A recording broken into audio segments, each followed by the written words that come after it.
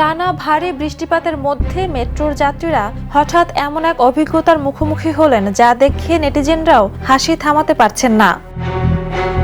Viral হওয়া একটি ভিডিওতে দেখা গেছে মেট্রোর ছাদ থেকে পানি পড়ে ফ্লোর ভেসে যাচ্ছে, অন্যদিকে কামরায় গাদাগাদি করে দাঁড়িয়ে আছে যাত্রীরা। কেউ মজা করে বলছেন, মেট্রোতে উঠেছি নাকি ওয়াটার পার্কে ঘুরতে এসেছি বুঝতেই পারছি না।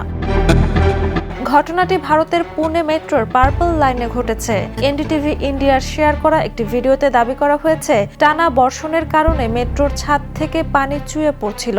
তবে ভিডিওতে বড় ধরনের জলাবদ্ধতা স্পষ্ট দেখা যায়নি। এদিকে সামাজিক যোগাযোগ মাধ্যমে মজার মন্তব্যের বন্যা বয়ে গেছে।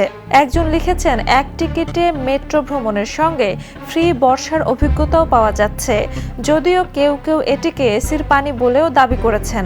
তবে ভিডিওটি আবারও বর্ষাকালে নগর অবকাঠামোর প্রস্তুতি নিয়ে প্রশ্ন তুলেছে।